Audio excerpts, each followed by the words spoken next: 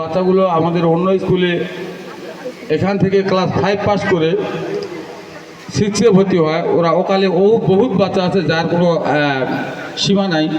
বলা যায় যে সীমিত বাচ্চার মধ্যে অনেক বাচ্চা ঝরে পড়ছে, এখনও ওই বাচ্চাগুলো নষ্ট হয়ে গেছে এবং বিভিন্ন কুকর্মে লিপ্ত হয়ে গেছে, কারণ এখানকার পড়ালেখার মান ভালো ছিল না। তো কথা হলো, এর মাঝে 2019 সালে টফি নামে একজন শিক্ষিকা আমাদের স্কুলে আসেন। ওনার আসার পর থেকে স্কুলের পড়ালেখার একটা মান ভাবমূর্তি চেঞ্জ হয়ে যায়।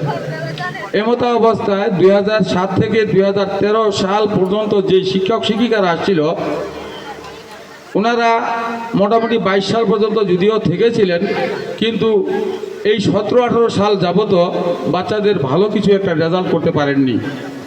আর উনি আসার পর থেকে আমাদের স্কুলের শিক্ষার মান উন্নয়ন হতে থাকে এবং কি বিভিন্ন শিক্ষা প্রতিযোগিতায় এবং স্কাউট থেকে শুরু করে